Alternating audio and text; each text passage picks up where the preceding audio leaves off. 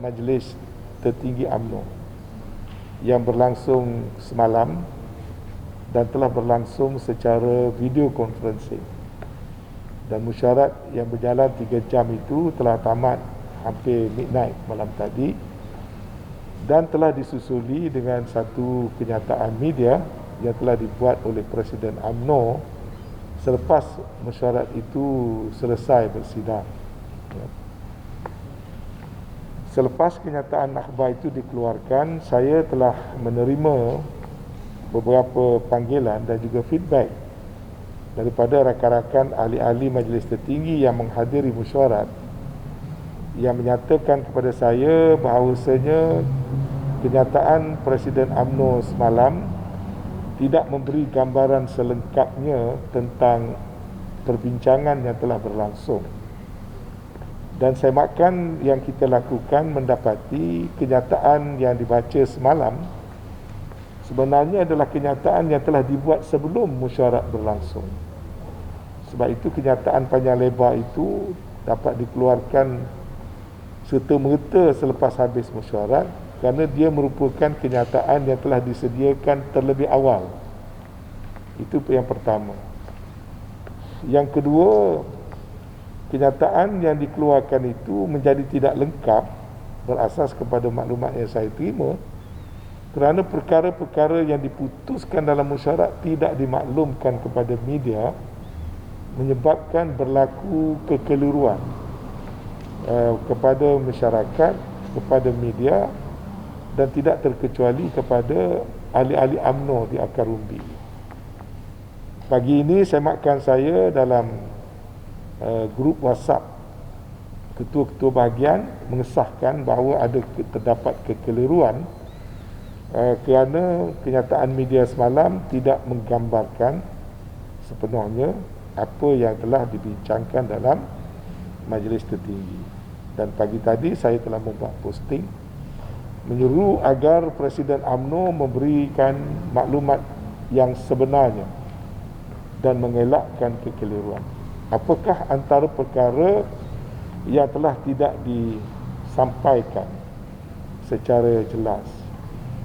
Iaitu yang pertama, mesyuarat malam tadi, di akhir mesyuarat, Presiden UMNO telah membuat suatu rumusan yang menyentuh 3 perkara yang tidak pun diumumkan dalam kenyataan media beliau, iaitu antaranya yang penting ialah di mana Majlis Tertinggi membuat rumusan setelah 25 orang ahli-ahli MKT menyampaikan pandangan masing-masing. Di akhir mesyuarat, Presiden membuat satu rumusan iaitu yang pertama, ahli-ahli Parlimen UMNO telah diberikan mandat untuk menentukan secara budi bicara tentang sokongan mereka kepada kerajaan dan kepada Yang Amat Berhormat Perdana Menteri. Itu yang dirumuskan dalam mesyuarat semalam. Dan dikatakan apabila ada sebarang usul di Parlimen, digunakan istilah itu apabila ada sebarang usul, sama ada usul percaya atau usul tidak percaya, ahli-ahli Parlimen UMNO diberikan kebebasan dan budi bicara. Pada masa yang sama, keputusan juga dibuat bahawasanya parti menarik, ini disebut dalam press release, parti memutuskan menarik sokongan kepada Perdana Menteri berkuat kuasa serta-merta. 2 perkara ini patutnya disiarkan serentak kalau tidak dia menimbulkan keraguan, iaitu parti menarik sokongan, MKT memutuskan parti menarik sokongan. Daripada sudut perlembagaan dan undang-undang, parti yang menarik sokongan tanpa membuat arahan kepada wakil-wakil rakyatnya untuk turut menarik sokongan tidak membawa apa-apa kesan kepada kedudukan jawatan Perdana Menteri. Kerana dari segi perlembagaan, jawatan Perdana Menteri itu berdasarkan kepercayaan dan sokongan yang diberikan oleh ahli-ahli parlimen seramai 222 orang. Dalam undang-undang dan perlembagaan, kedudukan Perdana Menteri tidak mengikut berapa parti yang sokong Perdana Menteri, tapi berdasarkan kepada berapa orang daripada ahli-ahli parlimen yang menyokong kedudukan Perdana Menteri.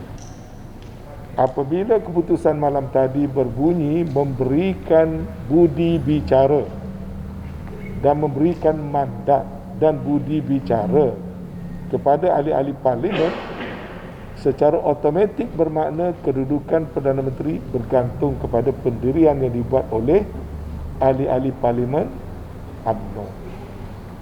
Untuk makluman, setakat yang saya tahu, berdasarkan pada pertemuan ahli-ahli parlimen dengan Presiden UMNO dan pertemuan ahli-ahli parlimen sesama ahli parlimen, keputusan telah pun dibuat bahawasanya ahli-ahli parlimen UMNO majoritinya akan terus memberikan sokongan kepada Perdana Menteri untuk meneruskan kerajaan yang ada. Seterusnya, malam tadi juga tidak ada keputusan yang dibuat yang menyatakan ahli parlimen